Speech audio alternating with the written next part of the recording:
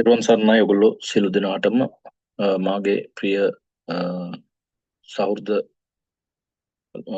සියලු දෙනාටම සාදසින astrology YouTube නාලිකාවට ඔයගොල්ලෝ සියලු දෙනාම සාදරයෙන් පිළිගන්නවා. අදත් මම ඔයගොල්ලන්ට KP ජ්‍යොතිෂය පිළිබඳව පුංචි දෙයක් කියලා දෙන්න යන්නේ. ඉතින් අපි KP ක්‍රිෂ්ණමූර්ති ජ්‍යොතිෂය භාවිතා කරනකොට අපිට මේ සඳහා ඇප් එකක් අනිවාර්යයෙන්ම භාවිතා කරන්නට සිදු වෙනවා. ඉතින් ෆෝන්ස් වලට තියෙනවා ෆෝන් වලට ගොඩක් ඇප්ස් තියෙනවා.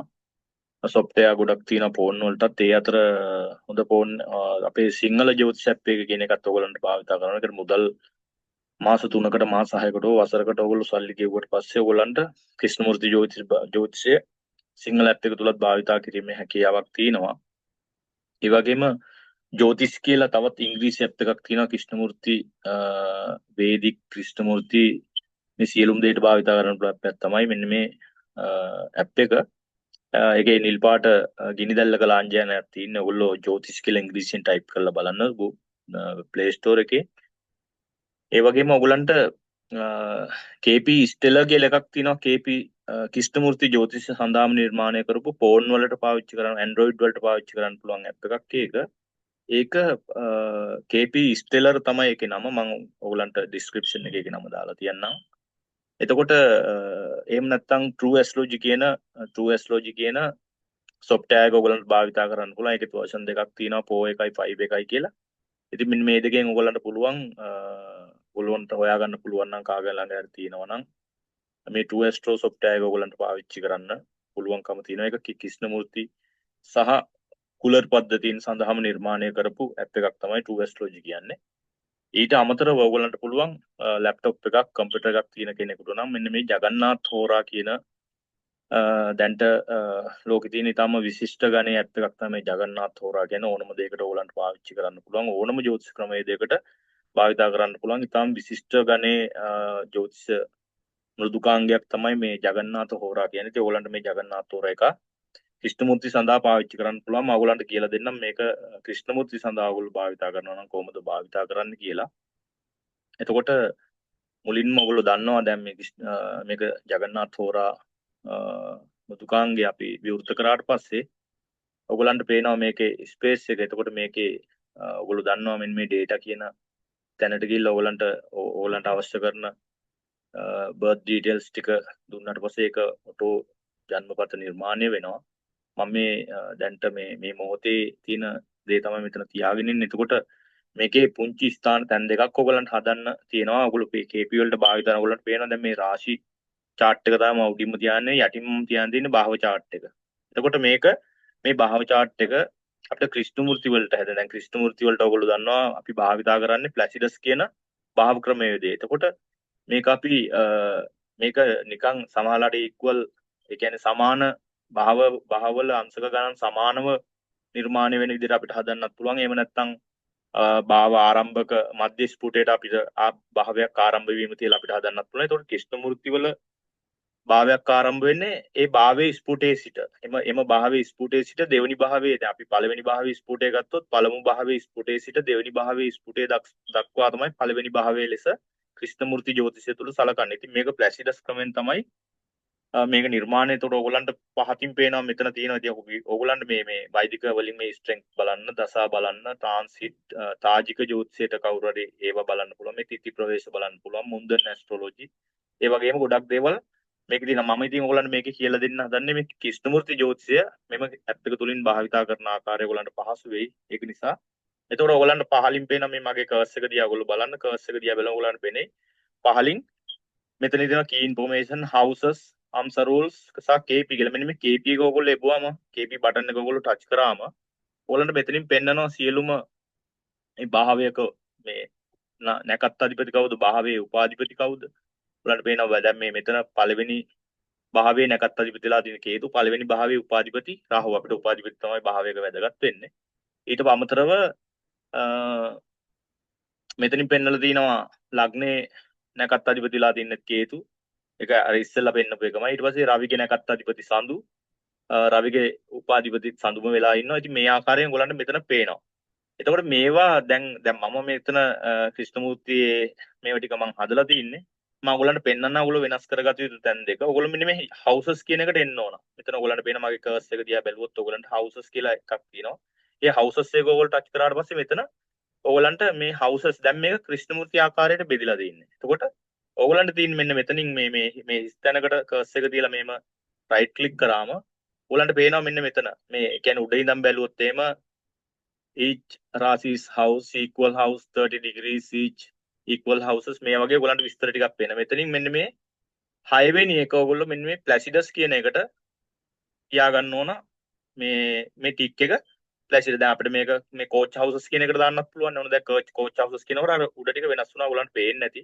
ඒකනේ අපිට මෙන්න මේ ප්ලැසිඩස් හවුසස් KP ක්‍රිෂ්ණමූර්ති කියන එකට තමයි අපි තියාගන්න ඕනේ. එතනට ටික් එක තියාගන්න. එතනට ටික් එක තියාගත්තාම ඊට පස්සේ මෙන්න මේ යටම තියෙනවා. මෙතන මේ යට බොක්ස් එකේ තියෙනවා choose the reference longitude for finding houses කියලා තියෙනවා. ඊට පස්සේ ascendant or the chosen reference කියලා is the middle of first house එහෙම කියලා තියෙනවා. එතකොට මෙතනින් ඔයගොල්ලෝ තියාගන්න ඕනේ ascendant for the chosen reference is the start of first house. ඒ කියන්නේ පළමු භාවයේ සිට පළවෙනි භාවයේ එම ස්පුටේ සිට ආරම්භ වන එක තමයි අපි මෙතන තියාගෙන මෙන්න මේ දෙක ඔයගොල්ලන්ට වැදගත්. මේ 6 වෙනි එකයි මෙන්න මෙතන තියෙන මේ යටින්ම තියෙන මෙන්න මේ ස්ථාන දෙකට ඔයගොල්ලෝ ටික් එක තියාගන්න. ටික් එක තියාත්තම ඔයගොල්ලන්ට මේක ක්‍රිෂ්ණමූර්ති වලට මේ භාව නිර්මාණය. දැන් මම ක්‍රිෂ්ණමූර්ති වලට තමයි මේවා තියාගෙන තියෙන්නේ.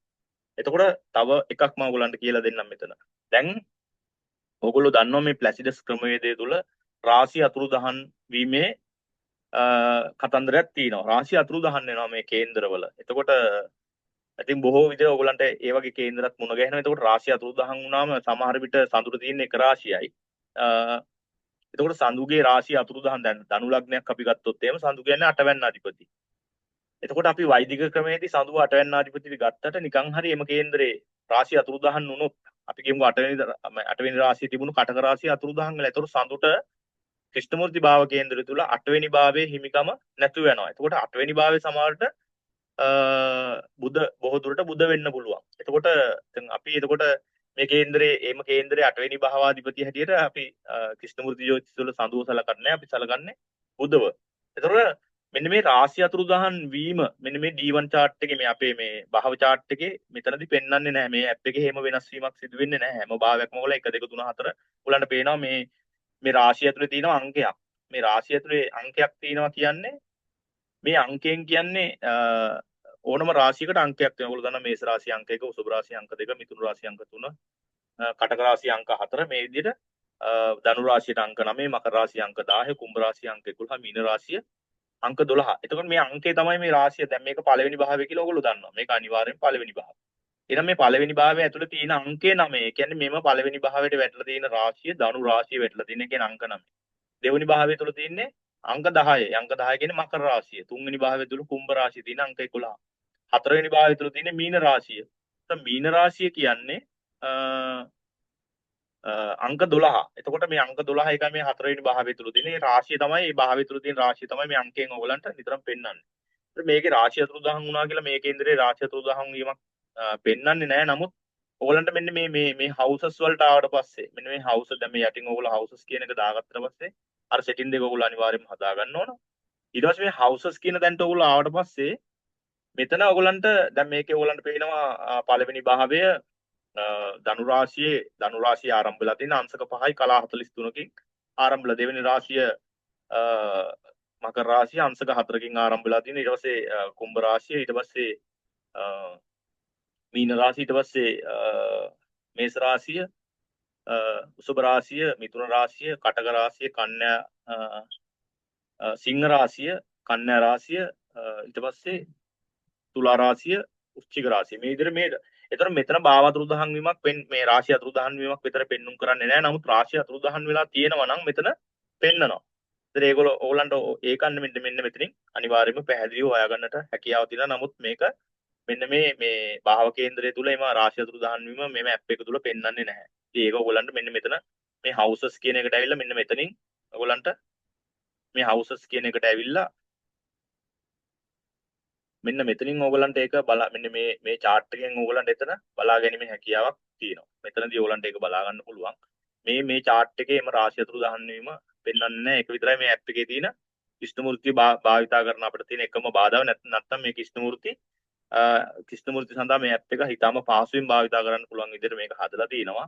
ඉතින් ඔයගොල්ලොත් මේක පාවිච්චි කරලා බලන්න රාශි අතුරුදහන් විතරක් පෙන්වන්නේ නැහැ. නමුත් ඔයගොල්ලන්ට මේ රාශි අතුරුදහන් වීම මෙන්න මේ හවුසස් කියන එක ආවට පස්සේ මෙන්න මෙතනින් ඔයගොල්ලන්ට අනිවාර්යයෙන්ම මේ ස්ථානයේදී ඔයගොල්ලන්ට ඒක දැක ගන්නට හැකියාව තියෙනවා. ඉතින් ඔයගොල්ලන්ට ඉංග්‍රීසි පොඩක් මෙම ග්‍රහයින්ව හඳුන්වන විදිය ඊට පස්සේ මම චුට්ටක් තව ඔයගොල්ලන්ට මේක කියලා දෙන්න. ඊට පස්සේ මේ SU දාලා තින්නේ රවිට ඔයගොල්ලෝ සමහර අයට තේරෙන්නේ නැති අයත් ඉන්නවා. ඉතින් මම ඒගොල්ලෝ වෙනුවෙන් මේක කියන්නේ. එතකොට තේරෙනවා නම් මේක බලන්න ගොඩක් වටිනවා. ඉතින් මේ SU දාලා තින්නේ රවි ග්‍රහතුමන්ට, ඒ වගේම මේ MO දාලා තින්නේ සඳු ග්‍රහතුමන්ට, ඊට පස්සේ මේ දාලා තින්නේ කුජ ග්‍රහතුමන්ට, මාස් කියන එක තමයි එතන කියන්නේ මේ සන් කියන එක තමයි මේ SU දාලා තින්නේ රවි ග්‍රහතුමන්ට. මේ MO දාලා තින්නේ සඳු ග්‍රහතුමන්ට, මූන් කියන එක මේ මාස් කියන එක තමයි මේ කුජ ග්‍රහතුමන්ට MA දාලා තින්නේ. ඊට පස්සේ අපි බුධ ග්‍රහතුමන්ට තමයි මේ ME කියලා දාලා තින්නේ බුධ ග්‍රහතුමන්ට, මර්කරි කියන එක. ඊට පස්සේ මේ ජුපිටර් කියන එක තමයි මේ JU කියලා දාලා තින්නේ ගුරු ග්‍රහතුමන්ට. ඊට පස්සේ මේ සිකුරු ග්‍රහතුමන්ට වීනස් කියන එක තමයි මේ VE කියලා දාලා තින්නේ සිකුරු ග්‍රහතුමන්ට. වීනස් කියන එක තමයි VE කියලා දාලා තියෙන්නේ. ඊට පස්සේ මේ ශනි ග්‍රහතුමන්ට එන්නේ SA කියන අකුරු දෙක. මේ SA කියන අකුරු දෙක තමයි ශනි ග්‍රහතුමන්ට එන්නේ සැටර්න් කියන එක. ඊට පස්සේ මේ රාහු ග්‍රහතුමන්ට තමයි RA දාලා තියෙන්නේ. රාහු කියන එක තමයි RA දාලා තියෙන්නේ රාහු ග්‍රහතුමන්ට. ඊට පස්සේ මේ කේතු ග්‍රහතුමන් මේ KE දාලා තියෙන්නේ කේතු ග්‍රහතුමන්ට. ඒතකොට මෙන්න මේ වගේ මේ කේන්දරේ ඉතින් මේවා අපි දැනගන්න දැන් ඔයගොල්ලන්ට මෙතන පේනවා මෙතන සන්, මූන්, මාස්, මර්කරි, ජුපිටර්, වීනස්, සැටර්න්, රාහු, කේතු, යුරේනස්, නෙප්චූන්, ප්ලූටෝ කියලා මේ ග්‍රහයන්ගේ නම් දාලා. ඉතින් අපිට මෙන්න මේ නැකත් වලට කියන නම් ඉංග්‍රීසි වලින් අපිට පොඩ්ඩක් දැනුම තියෙනවා නම් අපිට මෙන්න මේ වගේ ඇප් එකක් ඉතාම පහසුවෙන් භාවිතා කරන්න පුළුවන්. ඉතින් පුංචි වීඩියෝ එකක් ඔයගොල්ලන්ට අරන් ආවේ මේ ගැන ඔයගොල්ලන්ට කියන්නේ. ඉතින් ඉතාම පහසුවෙන් ඔයගොල්ලන්ට මේ ඇප් එක ක්‍රිෂ්ණමූර්ති සඳහා භාවිතා කරන්නට ඉද ප්‍රස්තාව තියෙනවා. ඉතින් මම හිතනවා ඔයගොල්ලන්ට පැහැදිලි වෙන්නේ නැති කියලා මේ කිව්ව දේවල් ඔයගොල්ලන්ට ඉතින් තවත් වීඩියෝකින් ඔයගොල්ලන් ඉක්මනින් හමු වෙන්නම් අනිවාර්යයෙන්ම. සුබම සුබ දවසක් වේවා ඔයගොල්ලෝ සියලු දෙනාට. සියලු සිතුම් පැතුම් මිටි වේවා. ජයෙන් ජය මේවා. සෙත් වේවා. තෙරුවන් සරණයි.